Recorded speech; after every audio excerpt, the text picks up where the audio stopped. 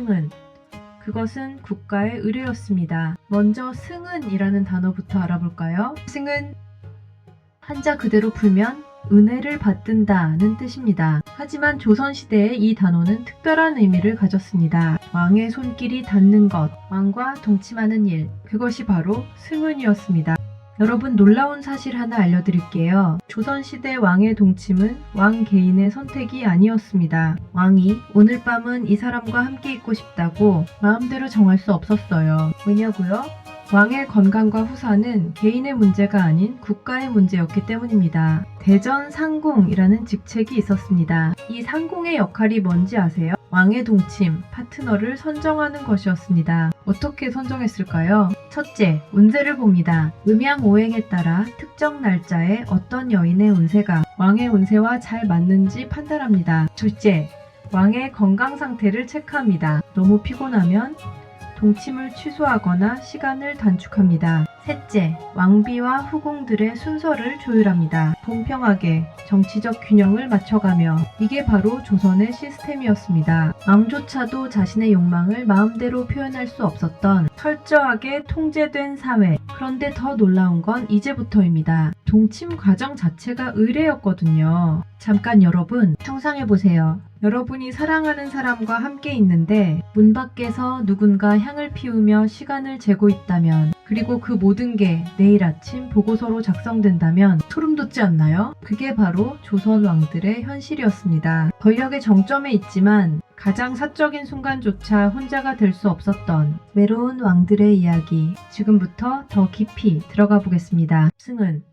그것은 국가의 의뢰였습니다. 한 젊은 궁녀가 떨리는 손으로 치마를 정돈합니다. 오늘 밤 그녀는 조선의 왕과 함께 밤을 보내게 됩니다. 하지만 이것은 사랑이 아닙니다. 낭만도 아닙니다. 이것은 국가 업무입니다. 문 밖에서는 승은 상궁이 향을 피우며 시간을 재고 있습니다. 얼마나 오래, 어떤 자세로, 몇 시에, 모든 것이 기록됩니다. 다음날 아침, 그녀는 치마를 뒤집어 입고 나와야 합니다. 온 궁궐이 알 수 있도록 어젯밤 왕의 손길이 닿았다는 것을. 여러분이 상상하는 조선 왕실의 화려한 사랑, 그 뒤에는 여러분이 상상도 못한 철저한 시스템이 있었습니다. 오늘 저는 조선 왕조실록에 숨겨진 가장 은밀하고 가장 충격적인 진실을 공개합니다. 조선 왕의 침실, 그곳은 국가가 관리하는 업무 공간이었습니다. 지금부터 역사 교과서가 절대 가르쳐주지 않는 조선 왕실의 민낯을 보여드리겠습니다. 구독과 좋아요는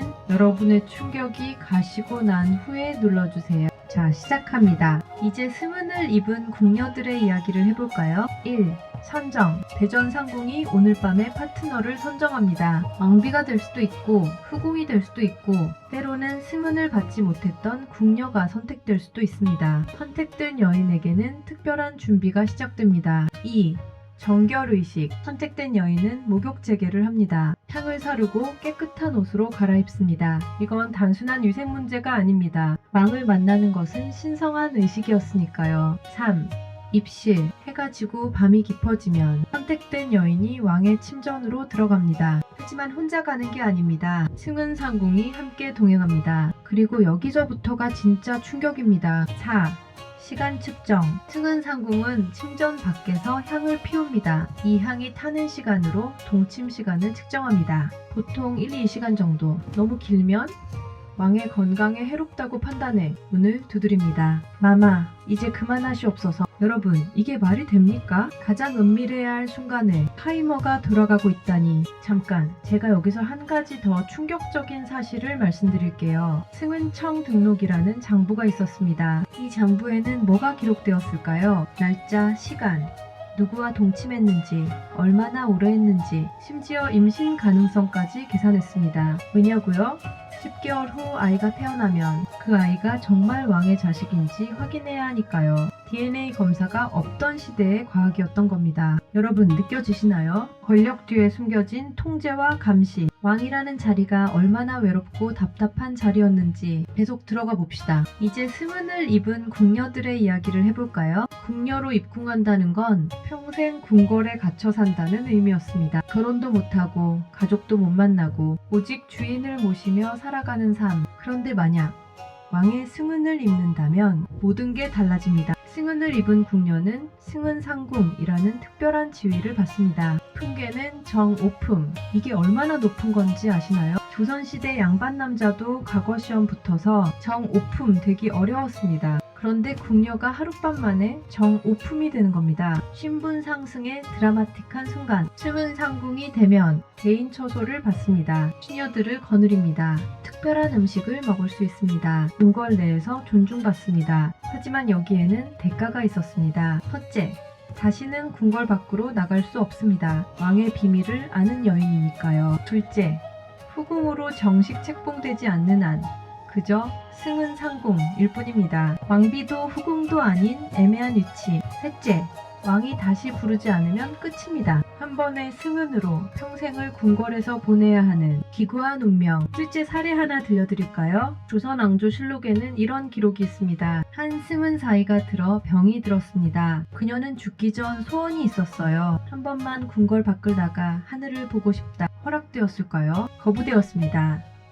왕의 승은을 입은 몸이 어찌 함부로 밖으로 나갈 수 있겠는가. 그녀는 결국 궁궐 안에서 숨을 거두었습니다. 단 한 번의 밤, 그것이 그녀의 평생을 가둔 족쇄가 되었습니다. 이것이 승은의 진실입니다. 영광인가? 저주인가? 여러분은 어떻게 생각하시나요? 600년 전 그 궁녀가 왜 승은을 입은 궁녀는 치마를 뒤집어 입고 나왔을까요? 이건 단순한 풍습이 아닙니다. 철저히 계산된 시스템이었어요. 첫째, 공개성. 조선은 유교 사회였습니다. 은밀한 일을 숨기고 쉬쉬하는 게 아니라 오히려 투명하게 공개하는 게 중요했습니다. 나는 왕의 승은을 입었다는 것을 모두에게 알리는 것. 이것이 혼란을 막는 방법이었습니다. 둘째, 신분 표시. 치마를 뒤집어 입고 나온다는 건 나는 더 이상 평범한 궁녀가 아니다 라는 신분 변화의 상징이었습니다. 마치 졸업식에서 학사모를 쓰는 것처럼 공식적인 의례였던 거죠. 셋째, 임신 확인. 가장 중요한 이유입니다. 만약 그 궁녀가 임신한다면 언제 누구와의 승은으로 임신했는지 명확히 기록되어 있어야 합니다. 왕실의 혈통은 국가의 정통성과 직결되니까요. 여러분 이제 이해되시나요? 조선 왕실에서는 사랑도 업무였습니다. 긍정이 아니라 책임이었고 낭만이 아니라 의무였습니다. 드라마에서 보는 왕과 후궁의 애틋한 사랑, 그건 드라마일 뿐입니다. 실제로는 시간이 재어지고 기록이 남고